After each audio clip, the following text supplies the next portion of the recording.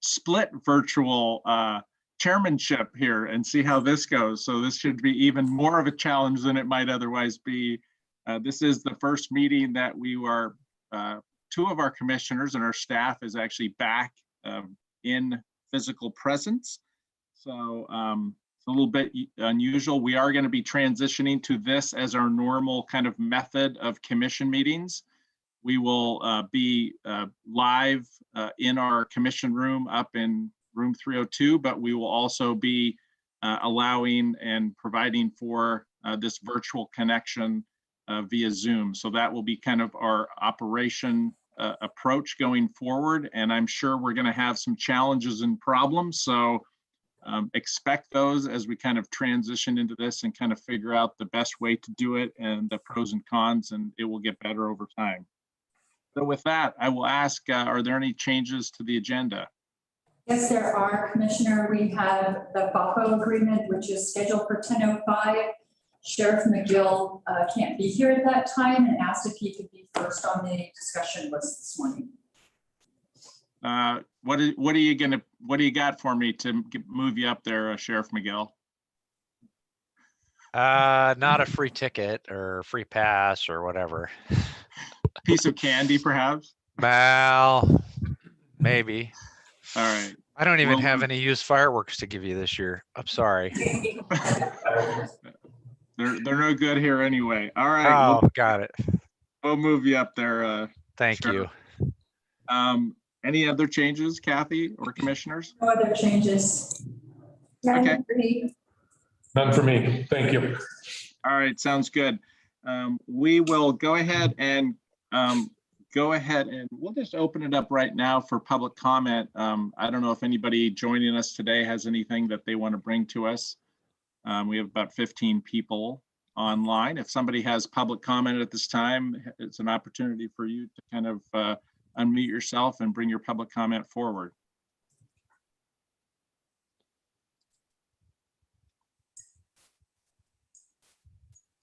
I'll give you a couple more seconds if you can unmute yourself.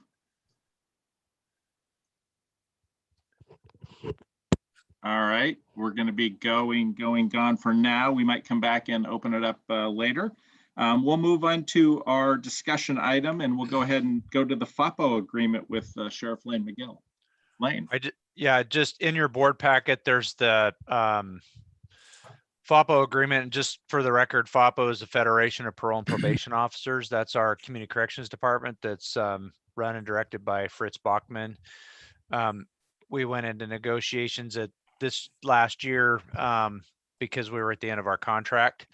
And so what you see before you is the contract that we've all agreed upon. It was ratified by the FAPO organization. And so we're just bringing it to the Board of Commissioners for your approval to be handled on that end per the requirements. And that's pretty much it. Just a few additions on it. They were, really good to work with and got us through some of the stuff. Had a lot of questions.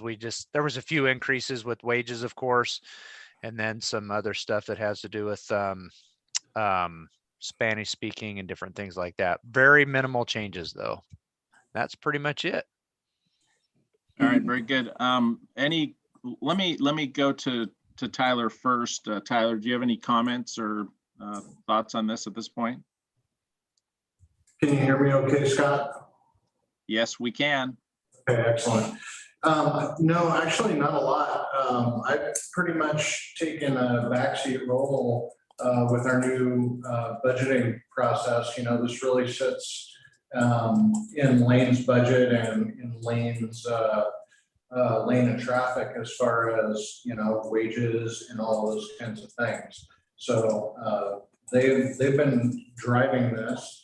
And the contract is fine, and the sheriff's office is responsible for making those ends meet. So it's been kind of a unique experience for me, not being directly involved with negotiations here for the last 15 years as I have been.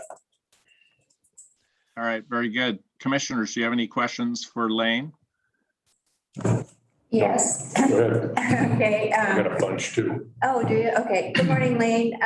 Just a question. So if something were to change, for instance, if we were to adopt the Juneteenth holiday coming up next year, can you just do an amendment to this, or how does that work? I think under contract law, what we would have to do is we'd have to reopen that section of the agreement up and then just negotiate that out. That's generally what it is, because it has to do with compensation, and under law, when you have to, when an employee, when the contracts affect the employee's compensation, good or bad, that section has to be opened up per law, contract law, to do that. So what we would do is we would open that section back up under the vacation side of it and make that agreement, and then it'd go through a normal process of documentation and just be added. Yeah, there'd probably just be a side letter of agreement. That is true. You could do a side letter of agreement. Thank you, Tyler, for that. And then that would last until the end of the contract period. And then it would be added into the next contract as part of the process. My second question is, could you elaborate a little bit on the Spanish speaking part of So this? we just added a section for Spanish speaking. That way the employees that were there or wanted to that spoke Spanish or wanted to learn how to speak Spanish and stuff like that, there was an incentive, a compensation incentive for that. So they were compensated for that if they did that. We have one Spanish speaking employee that's up there right now. And we thought they presented it to us and we thought that's a great thing. He's interprets for us, and that sort of stuff, as well as it gives other employees the opportunity to participate if they want to do that. Okay, thank you very much. I think they get a 2.5% pay. I can't even find it in the section here. So I think it's 2.5%, 2.5% on their wages for that. Thank you. Commissioner Kramer, were you going to say something? Yes, Sheriff McGill, got a few questions on this as I'm reading this. How long have we been using this document? This document here? Well, Yeah. it's been updated over the years. I mean, I think the last revision on it was, legal revision on it, of course, is every year or every time we do contract negotiations. The verbiage and stuff changes from time to time. So I guess the original document was way years and years ago, back probably before I was even, before I was even sheriff, but Right. but it is revised every 3 years in this particular case. Okay, well, that's basically my point on all of my comments this morning. On page 2, section 2, let's go back to section 1-1, where we've agreed that Wasco County will be called the county and the Federation of Parole and Probation Officers will be called the Federation. So going through this document, I see reference to the county court, I see reference to the county, and I see reference to the County Board of Commissioners. So I think that we need to work on some consistency there throughout this. And so I've got these noted and I will give this to you later. The other one, we'll go to page 3, section 3-1B, where it states the membership for dues deduction. In the first line, it states that county agrees to deduct Federation membership dues, but not fines or fees. I'm okay with that, but then if we go to the next page in section C, we have a sentence that says that any part of this article should be declared invalid or monthly dues or fees collected. So we're not staying consistent with that piece of it either. So I think that we need to revisit this one. So sorry to interrupt you there, but that's statutory language that's in there for both those parts of those sections under the oh gosh, Tyler, help me out. What was the ruling on that for that? PECBA is what you're talking about, right? Yep. PECBA, yep, thank you. That's legal language for PECBA. So we parenthesize, but not fines or fees, but then we go to the next section and we collect the fees. So I'm not buying that one, Lane. We've got to clean that one up. So I think that we need to have legal take a little harder look at this. But well, okay, I can have the legal team look at that for sure. That's PECBA language. That's a statutory language that's in there, and it's actually in the WCLIA contract as well. Well, yeah, we'll sit down on that one because that one is just very, very confusing to me. And then we go into page 5, section 5. We're already in grievance and arbitration. And then we go to Article 6 and we're looking at a probation period. We haven't even got these people on board and we've already got them looking at grievance. I disagree with the way that this piece of work is set up. I think the grievance should come later after we get through the pay hours and the holiday, the sick leave, et cetera, et cetera. So with that, I'll move on to page 8. And are you talking? Sorry, I need to get Go ahead. the 5.1. That's, you're talking about the grievance and arbitration under Article 5. Is that correct? That's correct. So that Article 5.1 is just the procedure for a grievance process. I get that, but I think that I think this document needs to be updated, and I think that the grievance Article 5 is in the wrong spot in this agreement. So I'm just bringing these up today. So then let's go to page 8, section 3, number 7. Goes down in here, if tape recording.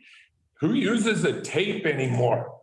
So I'm concerned with that we're old and outdated. And then my last comment is on page 15, section 12-7. Page 15. Page 15, section 12-7, and I'm trying to get to it because I've got it highlighted in here. So it goes into, we talking about sick leave and all of those pieces. I was confused because in that section 12-7, it states due to sickness, and that's in parentheses or quotation as defined above. And I've looked through this and I cannot find where sickness is defined in this contract. So it's in section 12.5. It says in the event an employee suffers from sickness and is unable to perform his or her duties, he shall notify his or her supervisor.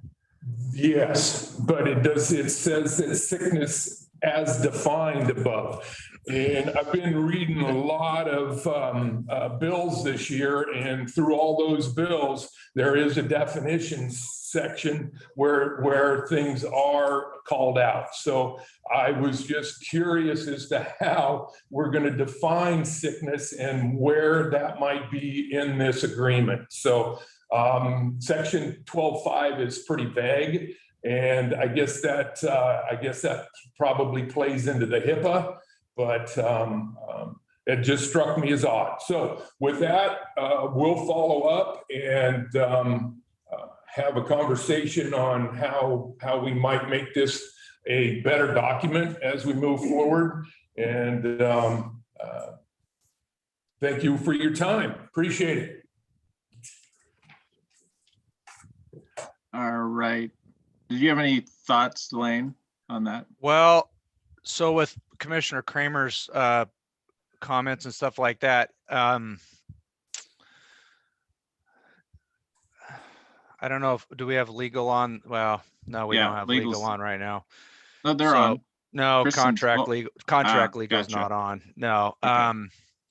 If this is, so I guess I would have to say, if this is approved today, then the language would stand, and then we can have the conversation as we progress through on the notes that Steve, you could provide me later. We can do that.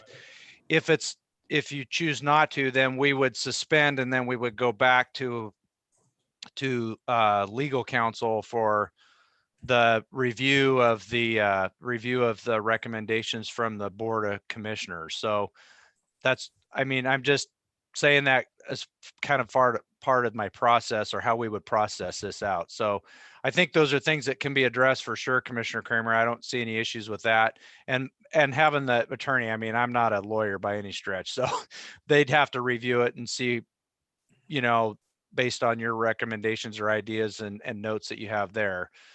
So Yeah. just take that I guess we just want to take that into consideration, and if it's not ratified or not approved today, then we'll have to make some adjustments in our scheduling and different things like that for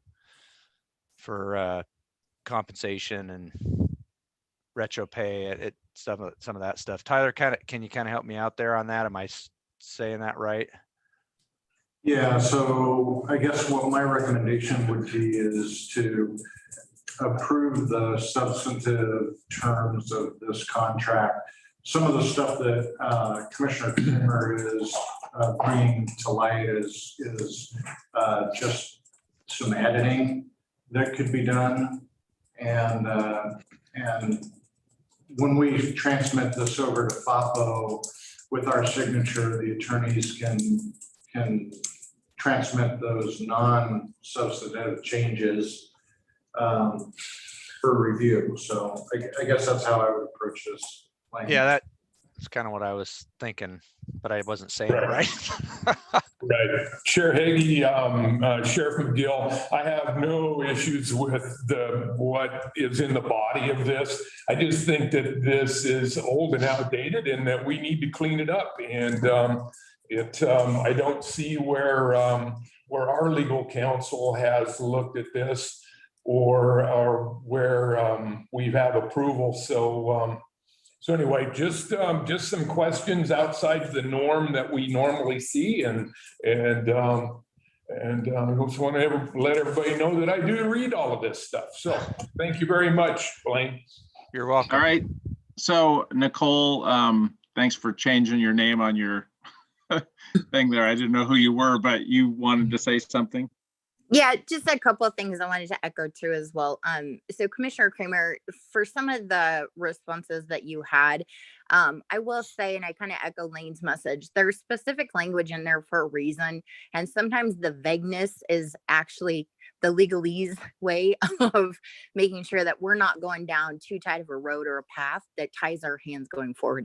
Especially, I agree as far as cleaning up the language of sickness doesn't necessarily need to be defined, because we do run into some issues when we talk about that from just a protected leave status. Additionally, I would just echo as well is that we run into some pay equity concerns if we have to retro pay. And so I don't know if there is a way to maybe approve the financial changes today so that we don't have to deal with any of those concerns moving forward as well. And then we can look at cleaning up the language. And I would just say, lastly, we do have labor union attorneys that do review these. And so we will be sending that back through to them to catch any of those changes that need to be made. We don't typically have our own internal county counsel review our agreements either. All right. Thank you. All right. Any other questions, commissioners? Okay, so it sounds like based on what Tyler's recommendation is, we could potentially approve this and substantially approve it with understanding that there'll be some work to kind of update some of the language as suggested by Commissioner Kramer. Is that what we're thinking? That's what Yeah, absolutely, Chair Hagee. With that, I'll make a motion to approve 2-21-2-24 agreement between Wasco County and the Federation of Parole and Probation Officers with technical fixes. All right, do we have a second? Yes. All All right, very good. We have a motion, a second. Any further discussion on the approval proposed? Commissioner Go Hagan. ahead. Go ahead, Lane. Commissioner Kramer, could you take that information that you've compiled and send that to me in a actual email, and then I'll make sure that we can transition that over to our labor attorneys. That'd be, I think, the best for us, so we can start that process for everybody. Thank you, Sheriff. Will do. Thank you. Excellent. Any other discussion? All those in favor say aye. Aye. Aye. Chair votes yes. All right, approved. Thanks, Elaine. Appreciate that. Thanks for moving me up, and thanks the rest of you for letting me jump ahead of you. I really appreciate it. You bet. All right, moving on, discussion list. We got land auction results. Good morning. Good morning, Commissioners. Jill Avery, your assessor and tax collector for Wasco County. On June 17th, we held a live auction outside. It was lovely. We had more people attend than we anticipated. We had 4 properties to auction. We sold all 4 of them. The minimum bid requirement totaled $34,275. We actually walked away with $60,775 for an amount of $26,500 over the minimum bid. All of that, again, will be paid to Wasco County for their care and maintenance of the properties, and then distributed to the taxing districts, making them whole for past taxes that we had to write off. So quite successful. Appreciate your help in doing it this year, kind of late, getting Scott to sign the deeds, getting them recorded before June 30. It worked really, really well. So we just wanted to bring the results back. And I don't think we need anything to be Kathy approval or anything. Okay, just essentially a report back of how it went. Exactly. So went great. Excellent. Thank you. Thank you, Jill. Appreciate your work. Any questions for Jill? Do we do this every year, Jill? I can't remember. It is our intention. We take the properties in foreclosure in September, we take possession of them. It is our intention every late spring, early summer to have the auction and to rid ourselves of those so that they get back on the tax roll and Wasco County's not holding them. Do you have any idea what the expenses are for Wasco County of those, were the 5 properties or? Yeah, we do have a reporting. Don't have it with me, sorry. Okay, is it very much or do you know, or? It really depends. These we held a little bit longer. We did have some issues with one property where we had to have some locks changed and do some of those things. So we'll add those in so that we try to walk away from being and not having expenses for those. And then, facilities has to go out and mow and weeding and those kinds of things. We try to compensate for those. Typically not a lot. Obviously, the further out you get, like we had a property out in Antelope with a structure on it, so that can cause us to have more costs incurred. Typically not a lot, 10% or less. 10% or less. Can you get that figure to me? Okay, thank you. All righty. Anything else? All right. Thanks, Jill. Appreciate that. Good news. All right. We're going to go ahead, if it's okay with you guys, we're going to skip to the finance report. Mike, I think you can probably fit this in the next period of time before we get to our 9:30 appointment. Is that right? Commissioner, I believe we have representatives from APHIS on the line. Okay. Just so you know. Okay. Do we want to, are we going to be able to get that done in this period of time? My assumption is that might be a longer discussion. Is that not correct? Chair Hagee, if I may, I produced a little bit of information just to see the last 5 years, but I'm moving forward with this agreement as presented in our packet. So I have no further discussion. Okay, well, why don't we go to the APHIS agreement then? I thought that might be a longer discussion. Who's gonna start that discussion? So Kathy, do you have any questions? Me, Kathy? You, Kathy, yes. Commissioner Schwartz, apologies. No, that's all right. I really don't. I've looked over the agreement. It's pretty much what we've had, and thank you for the additional data. So I don't right now have any questions. Thank you. Okay, so Mr. Chair, with that, I'll move to approve the USDA APHIS Wildlife Service work and financial plan for 2021-2022. I will second. All right, we have a motion and a second to approve the contract. Is there anything we want to hear from the APHIS folks that are joining us? Sure. It's Shane. Shane, you want to go ahead and tell us anything that you want to tell us? I don't think I have anything to say. Maybe just answer any questions if you have them. Okay, well, it sounded like everybody reviewed the agreement. It was pretty consistent with what we've had in the past. I didn't hear any questions, so appreciate you being here. Yeah. All right, any other further discussion? If not, all those in favor say aye. Aye. Aye. Chair votes yes. All right, very good. Thanks, Shane. Appreciate you being here. Thank you, commissioners. All right. Mike, you got 4 minutes. Is that not enough time to do the finance report, and then we'll just do this health council appointment? That's plenty of time to do it because there's no bad news. The financial report looks all good. We're right on the path where we should be with our property tax coming in. The only other place to really note is what's going on with building codes. Building codes is doing much better than they have in the past. Actually, fund balance is increasing a little bit for the general building codes, and the electrical building codes is decreasing, but not significantly, and they've got plenty of fund balance where they're at. All of our other general fund departments are within the straight line budget expectations. And if you look at public works, which is the other big one, their overall execution is less than % of their budget than it was this year, last year. So they're 84% right now. Last year, at the end of May, they were 90%. So they're running ahead. They're doing well on their budget also. Those were kind of the big highlights. Is there any quick questions or things on the finance report I can throw out for you? Was that under 4 minutes?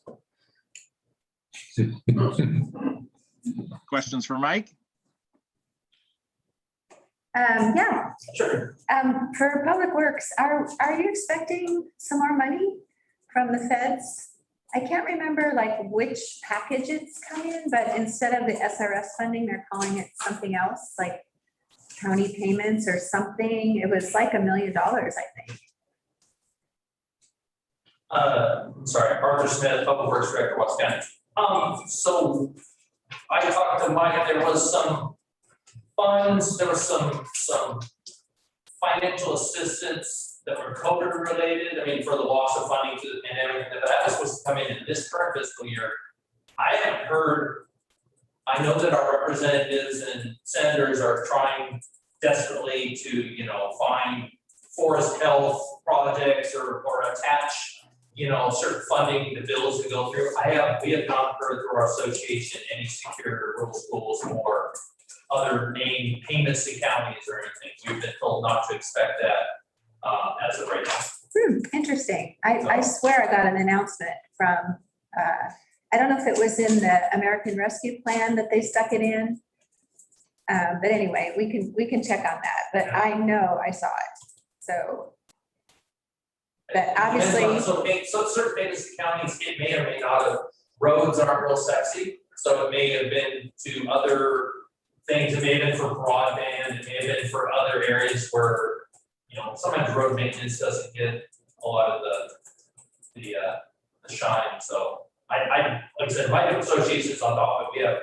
We literally have people back in Washington, DC with those guys. So I hope I'm wrong, but I have not heard anything.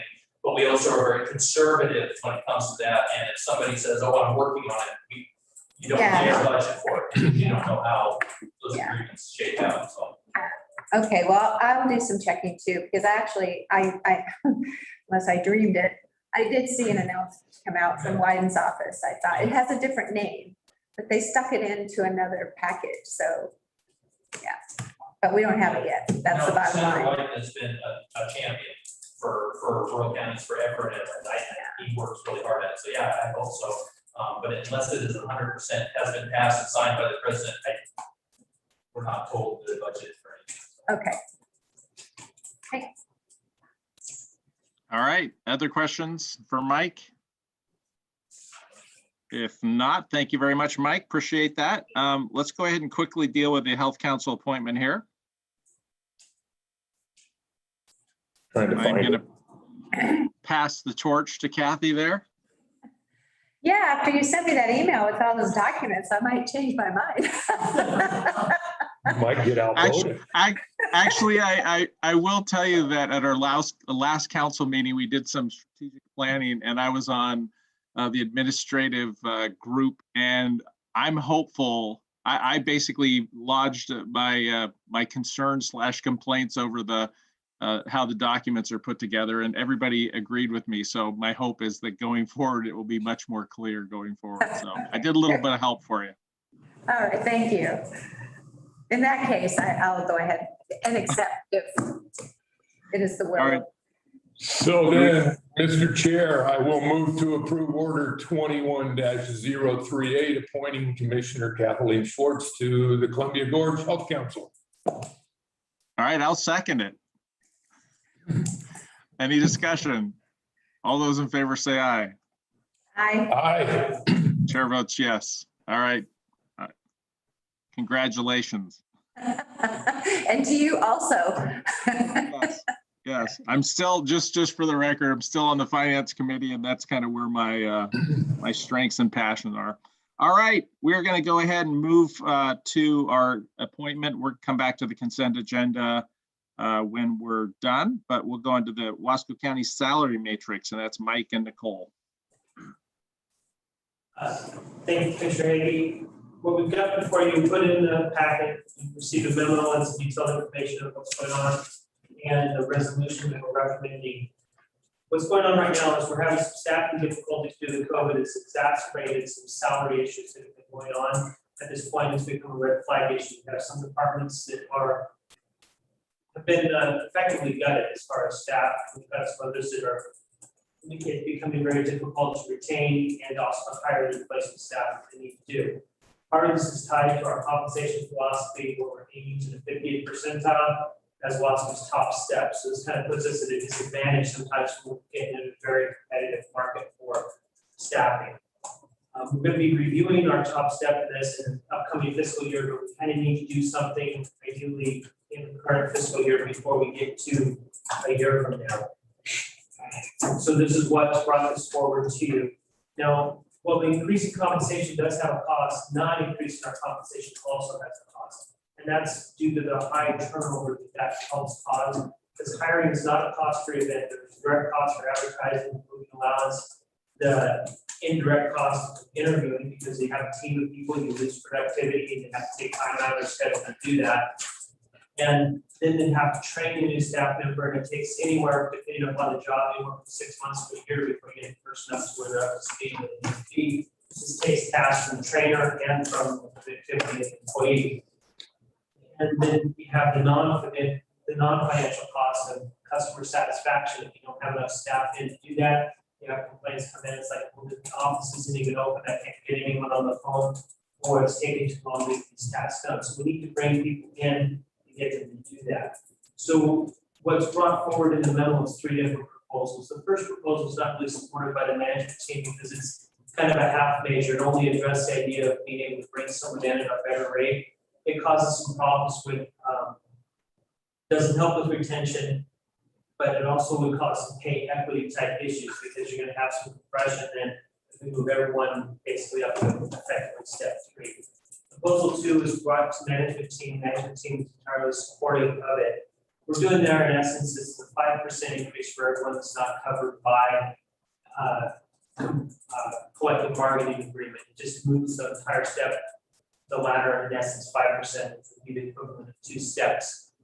We have 3 different pay scales, or some of them have 7 steps, some of them have 8, and some of them have 10. And we're going to move all those effectively 2 steps by adjusting the matrix 5%. And then we'll have them renumbered, we still have steps 1 to 3. So if someone's at 3 right now, there's still going to be a 3 on the new one, but they have effectively a 5% raise on doing that. The third proposal we're putting out is not one we're going to need a resolution for, but we are asking for consensus on that. And that's here in this current fiscal year. We're going to sit down and we're going to do our cost of labor study to do that. And we'll look at the aiming at the 50th percentile. The request there is for your agreement that we're going to look at more expansive than that. We're going to look and see what the cost would be if we make some changes to how we aim that out. Whether if we aim at like the 60th, 65th, 75th percentile. But we'd like to make sure to keep you aware that we want to look at that and see if you guys are supportive of us exploring those options. Not that we would choose those, but that would be something we would explore the costs there. That was, in a nutshell, what we're looking at here. Are there any questions I can address, Rick? Questions for Mike? Or Nicole? Is there? Well, sure. So was there a management team meeting? Because I haven't seen or heard, or I didn't see any of the discussion or any of the pros and cons from the team itself. There was one that was canceled due to Tyler being going to be out of town, and we saw this as a red flag issue. So we called one and had one on that schedule when we sent it out to almost the management team was ready to. Without him. Call the management team meeting without me. to raise salaries. We discussed it. Or me? Everybody. Make sure it's on the record that there was a conversation. Yeah, I was just gonna add to it. So I've been through several iterations of this document with Mike and Nicole and the financials. And so part of that vetting and that process was to take it to the management team. So I had my opportunity before, and then Nicole and Mike presented to management team. Okay. And the results were, I wasn't there, so I can't. The results were the management team supported it. 2 and 3. Two and three. Okay. Number one, they felt just was a half measure that did not fully address the problem and would also cause some issues with morale. So it's like, wait, they get something, but so we want to just fight our neck with everyone and not cause any pay equity issues. And we want to work on retention, not just hiring. It's very cost effective to keep staff. Yeah. It has a pretty hefty price tag, for sure. So I don't know if I need to check Kyler's blood pressure. What are you trying to say? That you're very fiscally responsible. How's that? You put it much nicer than Commissioner Hagy did the last go around. I So, remember. yeah. Mike, I do have one. So if you look at number 2, proposal number 2, same as scenario 1, but all positions will move 2 steps. I just want to clarify, are we adding 2 steps or are all positions moving 2 steps? For the record. For the record, it's the equivalent of all positions moving 2 steps. We're moving a adding scale, 2 on the top. dropping 2 and adding 2 and moving 2. That's what we're looking at. This is a change to the compensation matrix. Yes. That will add 2 steps on the top end and remove 2 steps on the bottom. And we know. And then renumber. So, which I want to make sure that we're not. It reads a little bit different, so I wanted to get that on the record. Essentially incorporates one into it that adjusts everyone. Yeah, everyone moves. Right, so the number of steps for the record basically can be Wasco County Clerk. So there's still 7 steps, but rather than basically the salary from step 1 is now 5% higher. And so it's all steps. Yeah, I see that.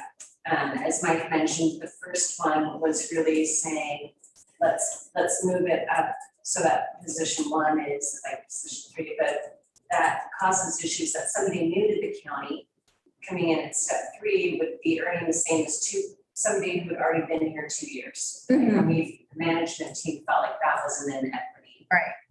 But we definitely are having the issue of trying to attract talent to come in with some of the losses we've had due to the pandemic. That there are other employers in the area who we cannot compete with, right? And you add in the exacerbation from the housing market issue here, it makes it very, very difficult to recruit. And as Mike noted, it is a lot of work.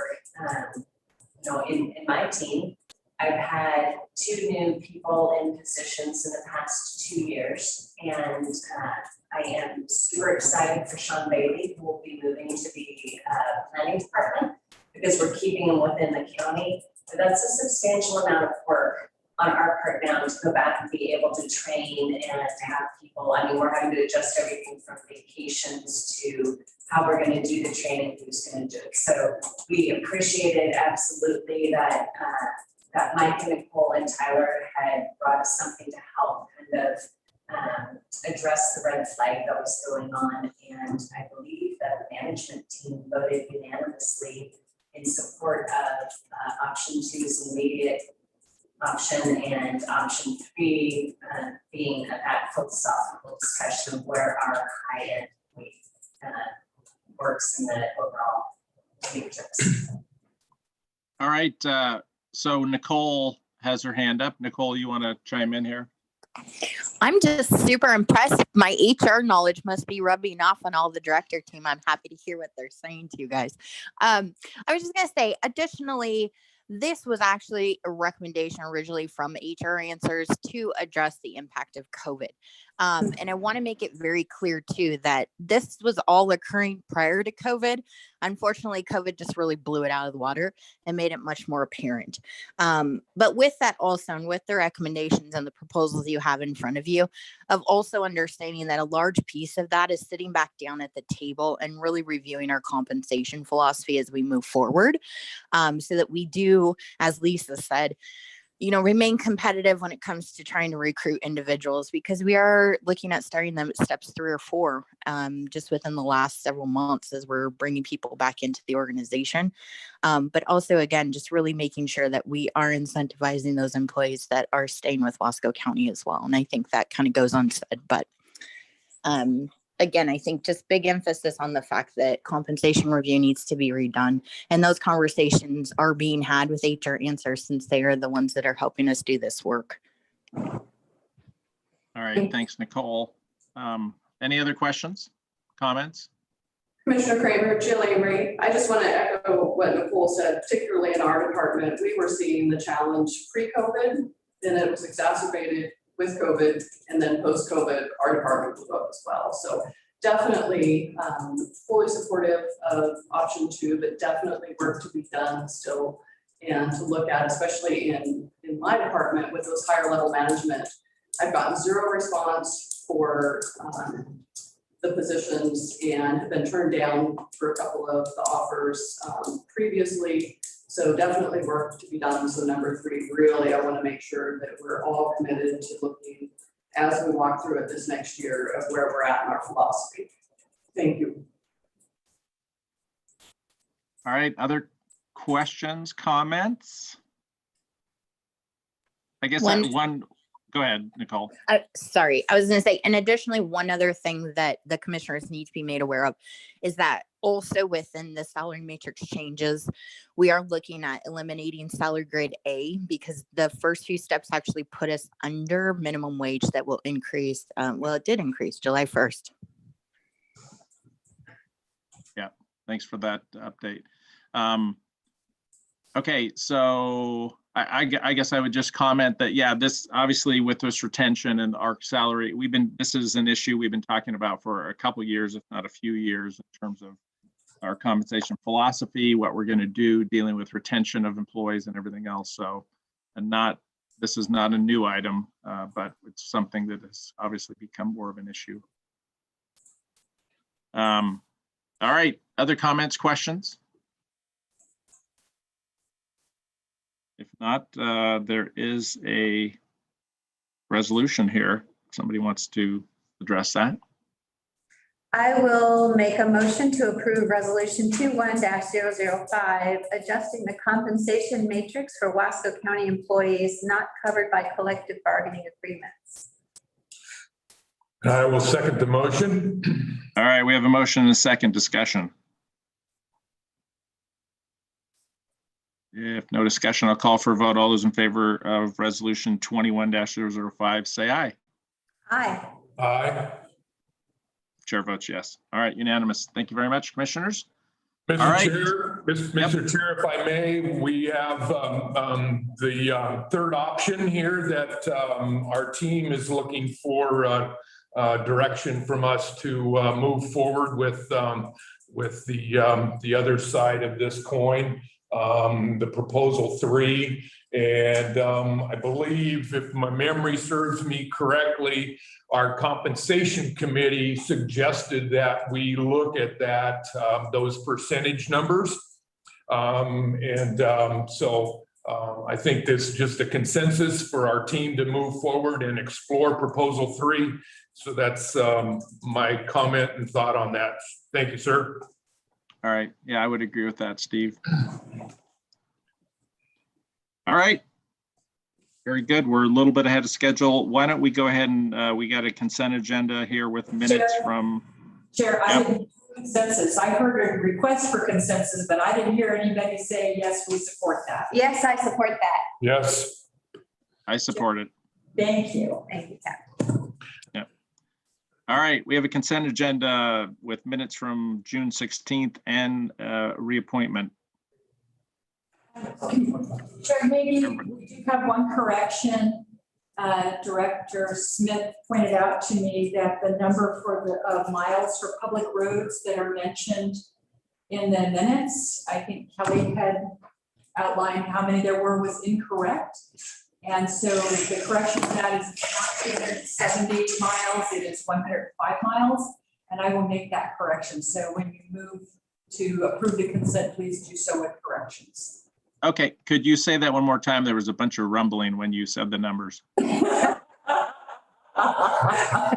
exactly was that, Steve? It's not 270 miles, it is 105 miles of public access roads in Wasco County.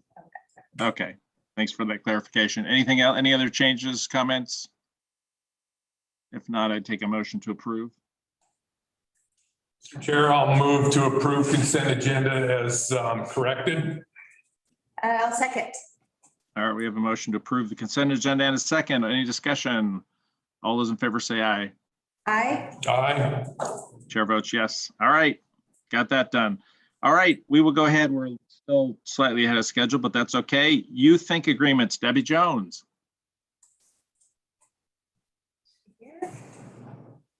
I do it secret. She was in her office this morning. Yeah. Maybe she was going to come right at the exact same right time. I don't see her here.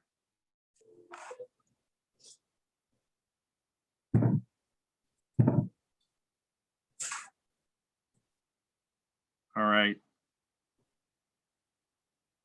While we have a minute or two, anybody have any commission call updates? Yeah, I do, as a matter of fact. All right, well, you got a couple minutes. All right, thank you. I just wanted to let you guys know that Mid-Columbia Community Action did receive $1.5 million at the end of the session allocation for a navigation center, which is really to look at a homeless shelter with wraparound services possibly. So that is a great success. And we'll be looking for more grants for that. So at this time, we're looking for property. So things are moving forward on that, thanks to our representatives really helping us, Anna Williams and Daniel Bonham and Senator Finley. So that's great.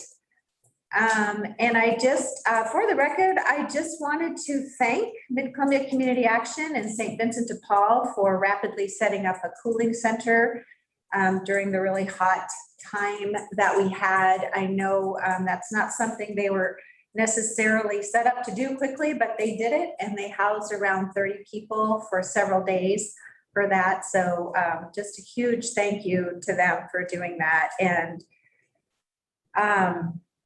of course, thanks for all the firefighters. What a couple weeks we've had, really. And I don't know, Steve can probably elaborate on all the different folks that were out here. It's just amazing how busy everyone has been, and just huge on that. And then I just had a final, I really wanted to thank Steve and Scott especially for, I know that COVID isn't over, but this is our first, public in-person meeting. So it made me think about the last year and a half and how much gratitude I have for the two of you for really, paying attention and trusting the science around COVID and going with all the restrictions and promoting vaccinations. And I know that hasn't been easy, but I really, really appreciate both of you, that we weren't second guessing epidemiologists and we were really doing the right thing for our citizens. But again, it's not over. We still need to get a lot of folks vaccinated in this county. I think we're at about 63% of folks over the age of 16. So that's not really even close to the herd immunity that we need, So we'll still be working hard at the health district, but we still need everyone's support and help in convincing folks to get vaccinated. So I just wanted to thank you, and because it seemed like the right time. So, and I wish Scott were here so I could, thank you in person, but you're not. So good enough though. Well, this is somewhat unfortunate, but actually I'm quite glad that I'm here because I get to see how it looks from this perspective. So I'm learning some things about how folks that are going to be joining us, because this is how we're going to be doing it going forward. So now I've seen it firsthand from this side, and I'll be with you next time. I did have a couple comments on that. The only comment I would make is, the fire season has been already a challenge, and obviously it's only July 7th. That is very disheartening, obviously, and we have a long way to go before we get to the point where we have some moisture on the ground to kind of hopefully reduce the dry and light fuels that we have out there. So I would encourage everybody to be super vigilant about making sure that we do what we need to do, both to keep our homes defensible. So anybody that has not done that already, please do what you can to make sure that your homes and your properties are defensible, and then do the right thing and don't start any fires. So every fire that's been started in some way has been human caused. It hasn't been nature that's caused any yet. I suspect we'll be seeing that in the future. The other thing I would say is a question I had, Kathy, for you was in terms of the vaccinations. We did get some incentive dollars, and I'm just curious, is there still efforts to help kind of promote and incent folks to get vaccinations still? Is that still happening? Well, that's a good question. I know we still have the $50 gift cards, right? Yeah, the trailer is still out at St. Mary's, and they're still giving the $50 incentive for a vaccination. Yeah, and there'll be some money left that I think the district is still looking at the best options for further incentivizing after the trailer is gone. So, yeah. Okay. But I'll keep you informed on that, because that's a good question, and I need to check in with Shelley on that. Okay, that'd be great. All right, did we have Debbie? Did she join? I don't see that she's joined us. Is she in the room? Hey, I'm out, and I better be careful. Yes, I'm here. All right, the floor is yours. You think agreements. I think we got two things there. Which one are we doing first? OHA agreement. Okay, that is the standard forever and a day. Those dollars come from the federal SAMHSA block grant. That it mandates that 20%, a minimum of 20% that the OHA receives under the Substance Abuse and Prevention Block Grant has to go to primary prevention. This is the same amount that we've had for probably, actually 10 years. So it's that contract for the next biennium. The only thing I can tell you on that is Oregon receive, there's a potential, no, there is, I think it's about 8 million that is coming into that similar dollars because of the CARES Act that, and we are advocating very strongly that those dollars, a significant amount of them come back to the counties because we lost money from other entities. The city of the Dalles didn't give us what they had put in their budget for master because of COVID, and we're just one example. So we are really advocating that 8 million does not just get put into public health initiatives, budgeting without counties and the actual people on the ground doing the work having a say. So we're advocating on that. And I get to be the chair of that committee. So I'll try to be on my best behavior. All right, thanks, Debbie. Any questions on this agreement? I don't have any questions on this agreement, but did your budget suffer this last year? Is that what you're saying? The dollars that just directly that we were slated to receive from the city did not come through. How much is that? I think we were dropped 10,000. We were okay because we were talking about the grants, but it was, I think at that point, everybody early on didn't know the CARES Act, so all of a sudden that we were going to be flushed with money. So the city did go up a little bit more for this budget year. Oh, okay, thank you. Okay. All right. I don't have any more questions. Not that one I asked yet. All right, if there's, go ahead. Oh, no, go ahead.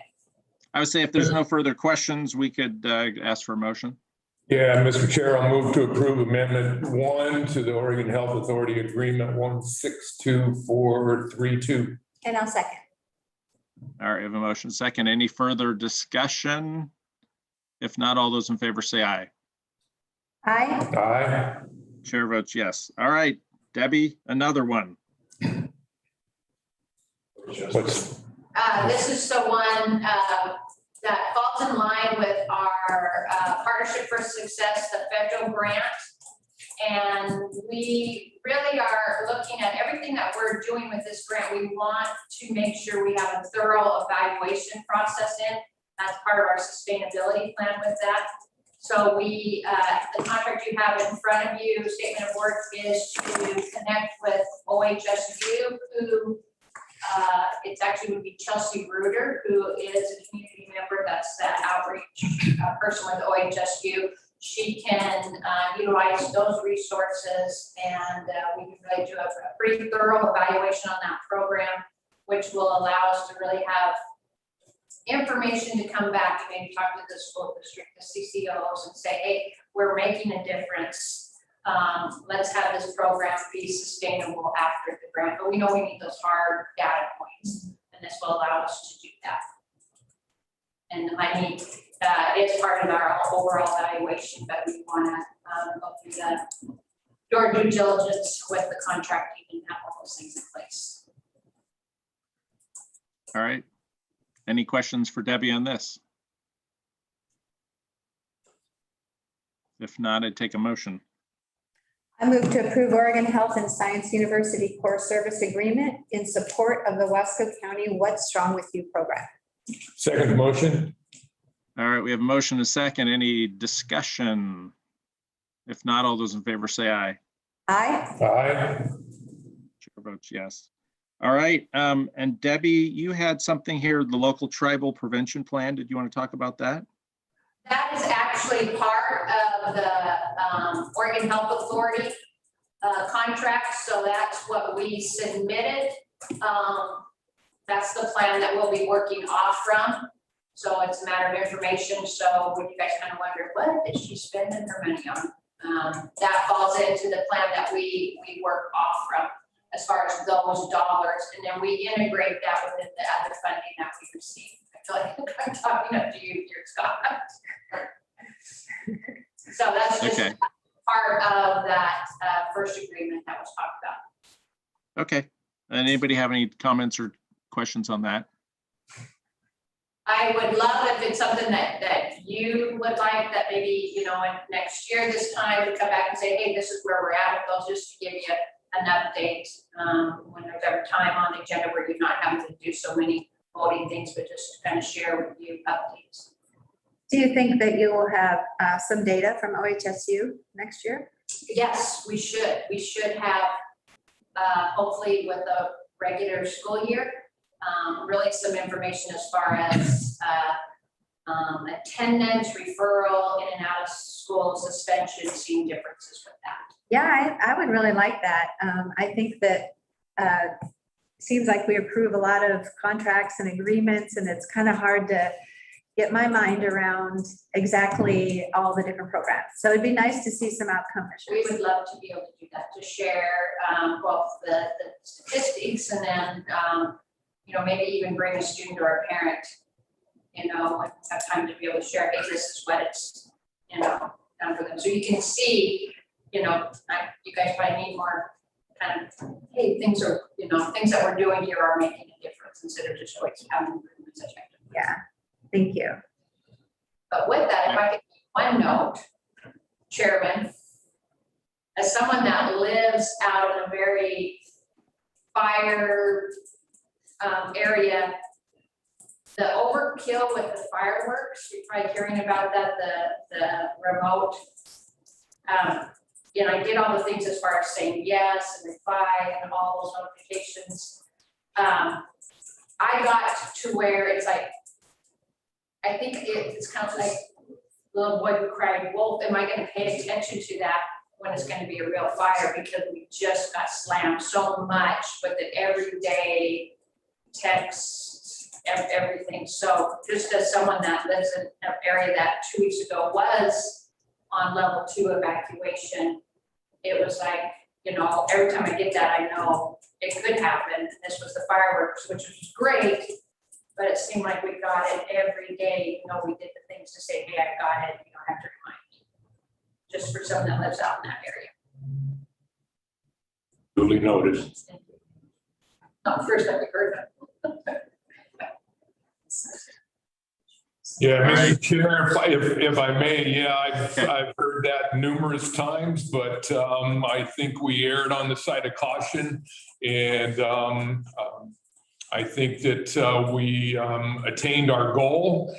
We had no fires, and we had very little illegal fireworks set off. And I think that we will take the comments and we will put it into the after action, and we will consider shrinking. So, but we'll have to play the cards as they're dealt to us at the time, and we'll move forward with an IC command at the time. And so anyway, it was kind of our first rodeo on this one, and so all comments are appreciated. Thank you. I think it's a very positive thing. It just might have been just a tiny bit. And it was people kind of think, well, I did the things that you said, that's every fight stop, or I pushed this one. And so it kind of then lends to that system doesn't work, which I know it works because I've been evacuated 2 times. So, and I appreciate that. And the other thing, just to remind everybody, is the fireworks ban is still in place. I think it's in place till the 15th. So it's not time to go start setting fireworks off now either. Probably never until like Christmas or something like that. All right. Thanks, Debbie. Anything else for us? Nope. All Good to right. see you all in person. Thanks, Debbie. Thank you. All right. Thanks. All right. We're a little bit ahead of schedule, but I think all the folks from MCED are here. So Jessica and Carrie, I will go ahead and turn it over to you. Thank you, Chair Hagee, and hello, commissioners. I am also joined by Kate Drennan, is our Deputy Director of Transportation, who's going to be leading more of this engagement with the link. So you won't see my face as much as Kate's in the future. And of course, Carrie Pepinich, our Deputy Director of Economic Development. On the agenda are essentially the 4 of the regular contracts that you have with MCED. One is for the Economic Development Commission and supporting the county with economic development services. And this mirrors what was discussed at the budget committee meetings of what this scope of work would do for the next year. We also have the 3 transportation contracts with MCED for the 3 transportation grants that we've come to you multiple times over the last 6 months. The Special Transportation Fund, the FTA 5310, which you did an RFP process for and selected MCED.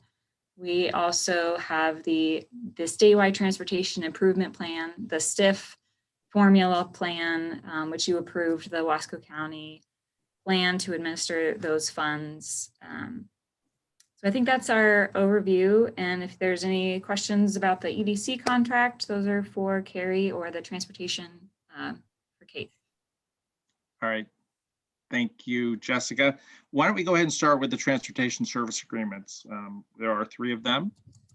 Commissioners, do you have any questions on any of them at this time? I don't have any questions because I think we've seen these. Yeah. The applications, the RFP, I think we've seen it multiple times, so I don't really have any specific questions.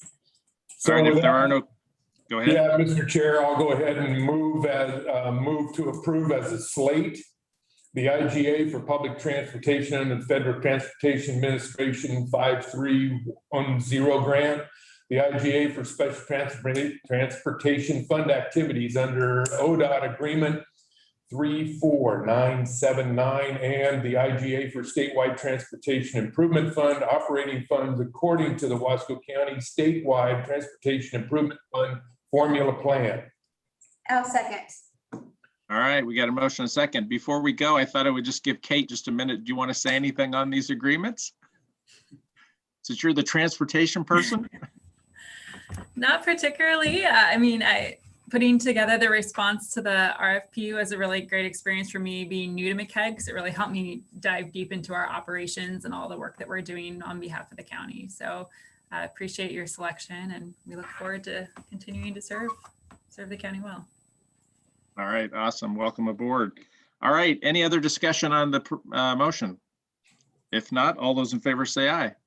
Aye. Aye. All right, chair votes yes. Very good.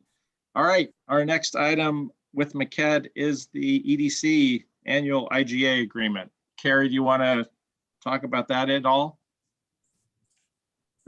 Sure. It should look fairly familiar. It's similar to previous years in terms of providing both administrative support for the EDC as well as our project work with their committees and other stakeholders in the county around economic development.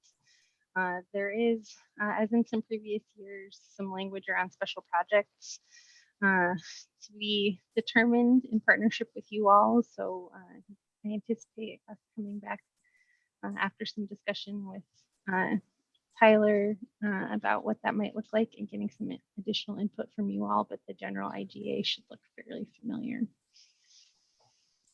I would agree. Any questions for Carrie or Jessica on this? I don't know if it's just me, but I had trouble hearing Carrie on her last couple of statements. She's a soft talker. Sorry, I'm still getting used to the headphones. It was just a note that there is some additional discussion around special projects identified in there, but the rest of the agreement should look fairly similar to continue to maintain our service levels with the Economic Development Commission. A little bit, yeah, I got it better. It was So better. the language, the very last paragraph in that agreement. Yeah. Talks about the special projects, and that is something that staff at Wasco County and staff at MCED will come together and just determine what those special projects will be, and then come back to the board and let you know. Is that pretty, have we done that every year? Yeah, so our base funding's always been 50,000. I think 3 years ago, there was a request for some additional funds to do some additional work. And so we have continued that forward for the last 3 years for these kind of special projects that are out there.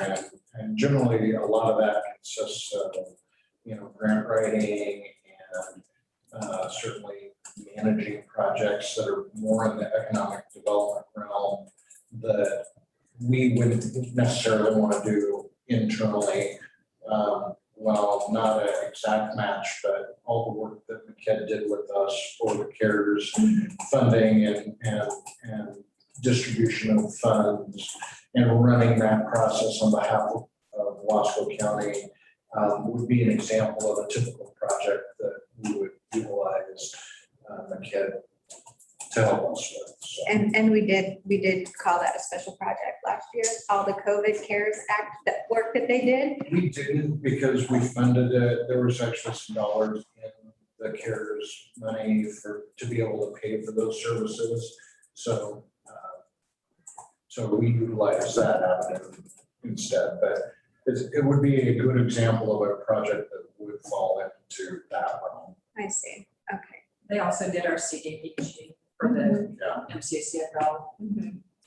So I will chime in and say that some of that, depending on sort of the specificity of the project and how complicated the scope of work is, may be more appropriate for a separate contract. So like the MCCFL labor standards work is a little bit different than what the EDC does. And so that one we had a separate contract for support from Jackie Shy on our staff in particular. But, in addition to some of the business grant work that we did over the last year, not just with the CARES funds, but with the PUD and some of those kinds of things, having that additional resource has been really helpful in being able to provide those services. But examples from past years too, the Fair Board put in some funds, but they, we used the EDC staff time to support the Fair Board strategic planning. That's right. And some additional work with the boat ramp as well might be a good example of what some of the projects have been over the last few years that have been called out. Yeah. Chair Hagee, if I may, Clerk Gamby has a question, comment. All right, go ahead. So as Carrie just mentioned at the end, one of those special projects prior to COVID was assistance from their office when the South Wasco Park and Rec District got the grants to redo the boat ramps. And they needed help with both kind of the RFP process as well as the back-end management of processing contracts, et cetera. So that's a great example of special projects that came up where expertise was needed for something that was not readily available by a district in the county. So, thank you. Good, that's helpful. All right, any other questions, thoughts, comments? Not, we have a motion to approve this IGA. Sure, I'll move to approve the 2021-2022 IGA between Wasco County and Mid-Columbia Economic Development District. And I will second the motion. All right, we have a motion and a second. Any discussion? All those in, go ahead. Mr. Chair, do you have a comment? Go ahead, go ahead. Yeah, I just want to thank Director Mehta and her team that she has assembled and for all the great work and the great partnership that they provide to Wasco County. Thank you. And I echo that. And I really wanted to specifically call out all of the work you did around the COVID economic funds that came through. You guys did a really great job. And I really thank you for taking that on. So does Tyler. Yes, we could have done without that partnership. So. Yeah, we're just really not set up to do that kind of work. So it was super helpful, obviously. All right, any other comments, discussion? If not, all those in favor say aye. Aye. Aye. All right, chair votes yes. All right, very good. Here we go for another year. Thanks to McKed. Thanks, everybody. Thanks for being here. Yeah. And we'll see you down the road.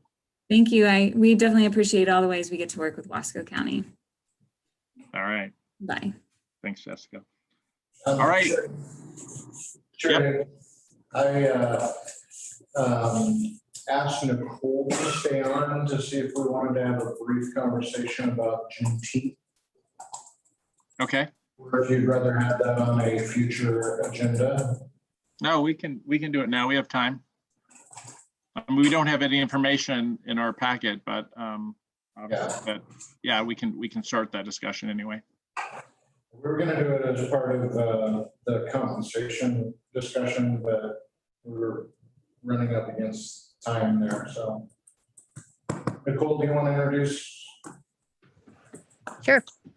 Yeah, I think just essentially know it's been on the radar from a prior work session. Really what we were first addressing is the fact that the state was recognizing it, and then the feds came in a few weeks later and recognized it as well. At this point, the reason why I wanted to just have a brief conversation about it is because it is something that is coming up with negotiations. And I think just again, as we discussed prior with the FAPO agreement, it's also something we've discussed with the YCLEA agreement. I would say, like anything, when we're looking at including a paid holiday or unpaid, depending on what we've ultimately determined, we want to make sure that we're remaining consistent with what we're offering to our union represented employees and our non-union represented employees. And so I just wanted to put that out there of something to consider, that we actually do consider making it a paid holiday for our non-rep staff. And then also the reason why I bring this up now is because truly we like to kind of get out our holidays for the year in January. And so if we can try to make some sort of a determination moving forward, whether or not we will allow that to be a paid holiday, hopefully doing so before the end of the year. Nicole, thanks. oh, sorry. No, go ahead. I was just going to ask if there are any questions. Oh, okay. All of our holidays are paid, right? The ones we have currently? Yes, the ones we recognize are all currently paid. Yeah. The ones we recognize are paid, yeah. But we Okay. don't recognize some of the federal paid holidays currently. But people, so like, give me an example. There's just one, Columbus Day. Oh, okay. So our staff, they work that day. Yes. They do. Okay. All right. But the ones that, yeah, so, I mean, to me, it seems like we should recognize it and pay for it.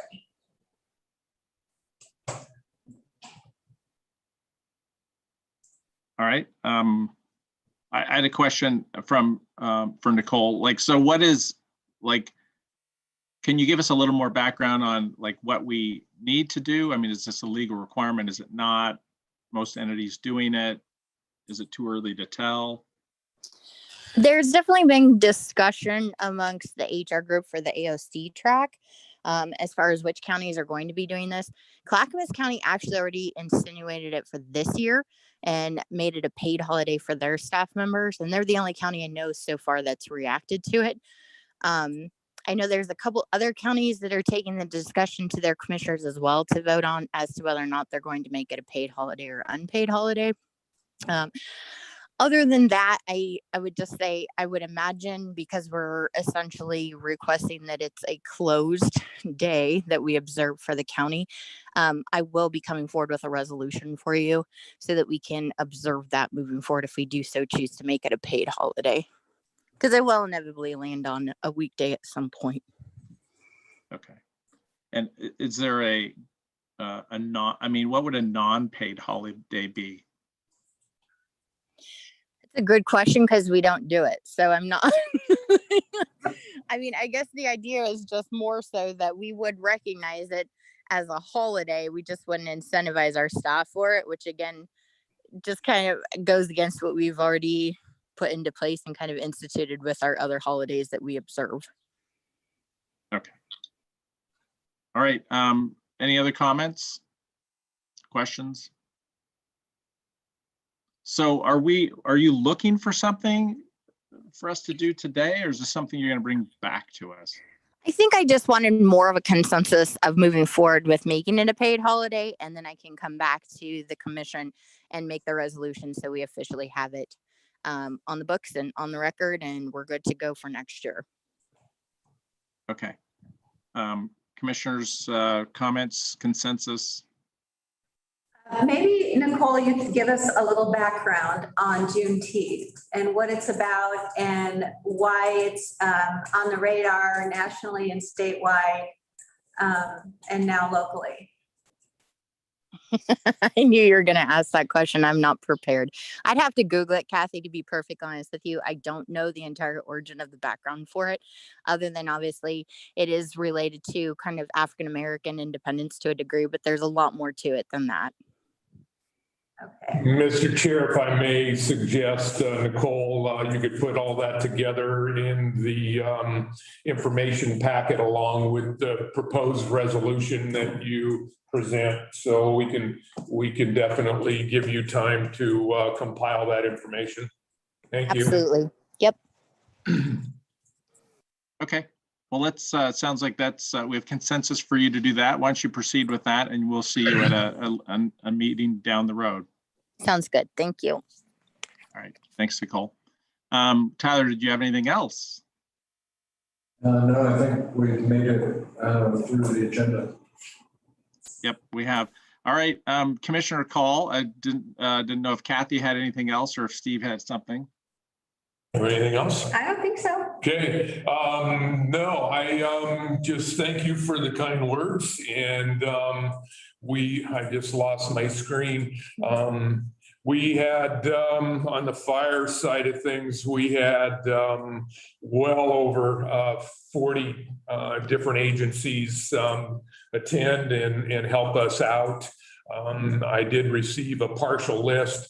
I'm still waiting on a list from the Sunset Valley Fire, and I would like to make a recommendation that the Wasco County Board of Commissioners, I don't know where to look to see you, Scott. So aren't I right over there on your screen in front of you? Right over there. You're everywhere. You're everywhere. Yeah. But that's how I like it. Yeah.